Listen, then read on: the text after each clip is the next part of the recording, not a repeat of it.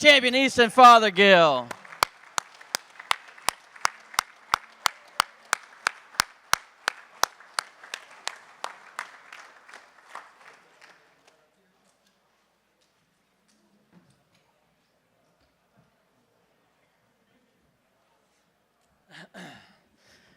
All right. I know he's had very few moments to decompress, but this is our 2025 Bassmaster Classic champion Easton Fothergill with a record-setting 3-day weight of 76 pounds and 15 ounces that toppled KVD's 69.11. Also, Easton, by my math, which isn't always great, is the second youngest angler ever to win a Bassmaster Classic. So, with that information, I'm going to go ahead and turn it over to the media. Who would like to pose the first question?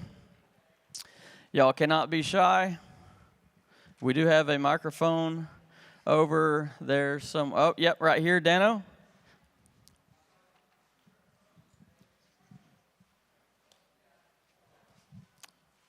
Is that on?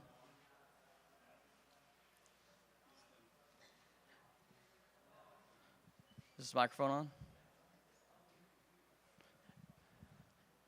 If you want to, I can repeat the question if you want to ask it, so the people at home can hear.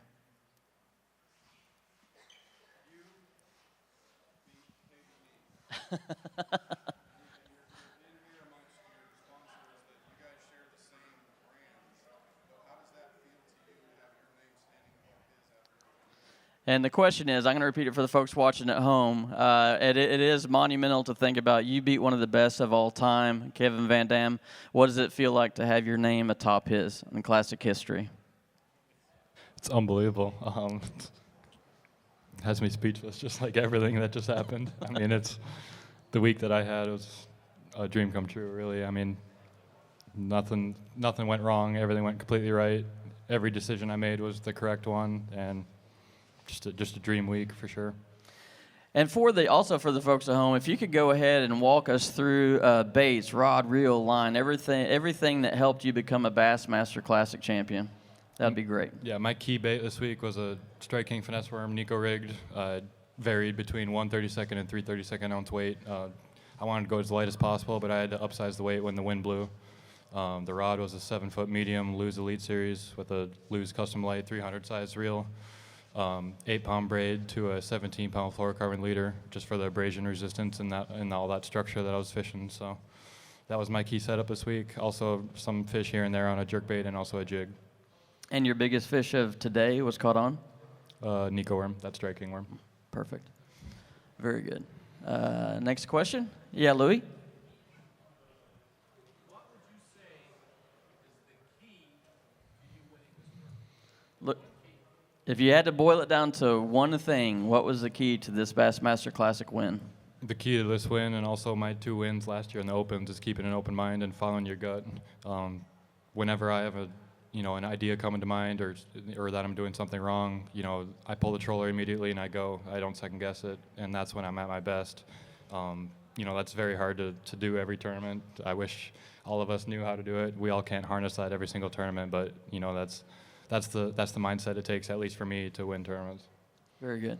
And I will say, this is your story. I was so proud. One of the most inspirational, in my opinion, in bass fishing, and I've been around this for a very, very long time. You mentioned it on stage, talking about the highs and lows.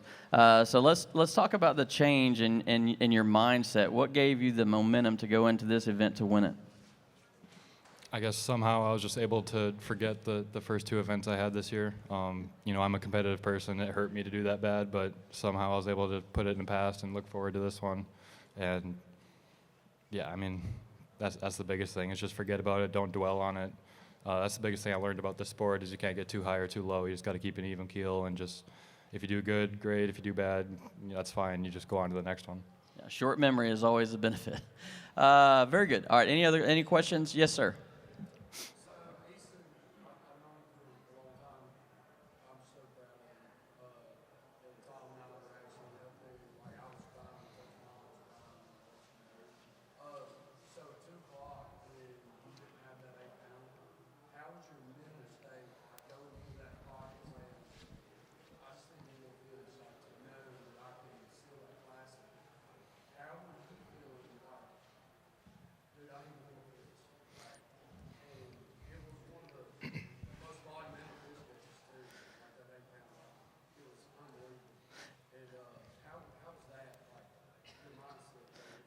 That is a great question. I'm going to repeat it for the folks at home. It was knowing that you were only had 3 fish in the live well, or was it 4? But still needing some more weight. At the very near end of the day, how was your mindset, and what did you do to overcome any doubt? Yeah, so at that point, 2 o'clock roughly, it was 4 fish for roughly 14 pounds. I knew I was one good bite away from possibly sealing the deal. I was not expecting an 8-pound bite. I was hoping for a 4 or 5-pound bite. And that was a pocket that I had found yesterday afternoon.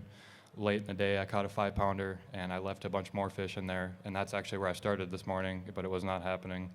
And actually, when I was on my way there, I second-guessed myself, like, it really wasn't active this morning. Maybe I shouldn't go in there. Let's go somewhere else. But then in the back of my mind, gut feeling, I was like, we better go check it. And we went in there, and first tree I pulled up to, there was 2 giants on it, and one of them was her. And I spent, 10, 15 minutes on her, and, broke 4 baits off, just trying to make the perfect cast, because I was not going to go up to her and, disturb her to get my bait. And, finally I made the perfect cast, and she bit.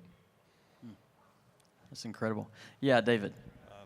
Easton, with any of your presentation, the Nico or the other ones, any key to technique, distance, angle, speed, adjustments you made? I guess the key for me was having the right weight size, the right fall rate for where the fish were in the water column, and also the wind speed, so I can make accurate casts. Obviously, when there's more wind, I'd upsize the weight to a 3/32, and yesterday when it was sunny and calm, I did 1/32. Excellent. Yeah, Dano. Hey, early this morning, you lost one, and you put the rod on the back of your neck, and you kind of flexed. Were you pretty intense or pretty nervous this morning? Was that something that you kind of start thinking, oh my gosh, what's coming on? I mean, there was a brief thought that might be the classic that I just lost. That definitely went through my mind, because it was a great big one, and I guess I've trained myself to kind of flip that into a positive. Like, I might be doing the right thing. I got that big one to bite. Let's go. Let's work hard and let's get another one of those to bite. That's kind of the mindset I take on that. Excellent. And we're gonna right over here. We'll wait for a microphone, then I don't have to repeat it. Thank you. There were 6 anglers fishing this classic that came through that classic bracket champion program. You, Cody Huff, John Garrett, Jordan Lee, Jacob Fouts, and Dylan Akins. What does that say about Bassmasters Classic bracket program and college fishing in general for preparing you for these stages? I mean, that's the sole reason why I'm here today. That's what gave me the opportunity to compete at this level. And I can't say anything more about the college program and how well it prepared me, traveling all over the country, being able to see all these different fisheries. And also, there's 50 kids on my team from all over the country. I can't say how many late nights at the boat shed we talked about fishing and how much I learned in those 4 years. It's undescribable how much I learned. And that's one of the main reasons why I'm having the success I have. I was a sponge those 4 years. I just took anything I could and, just learned everything I possibly could. Excellent. We're going to have time for maybe 1 or 2 more questions if they're quick. Right here, Pete.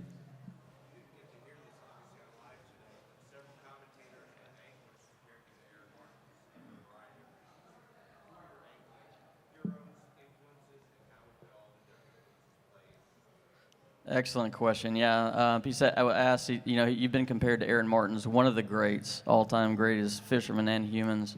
And so who have been your influences, and how have you been influenced by those anglers to get to this point?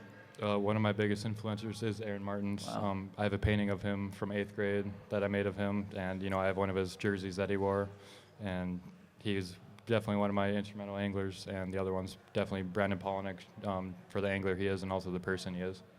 That's incredible. All right, real good. If we don't have, do we have any more? Because we do have Night of Champions. All right, let's get. We got one more right up here at front, and here comes the microphone. Thank you. Hello, I'm a media person from China. I flew 12 hours to come here. Oh, wow. And it's my first time coming to the Bassmaster Classic on site. So my question is, how do you feel like getting the Classic champion, and after that, are you targeting the AOI?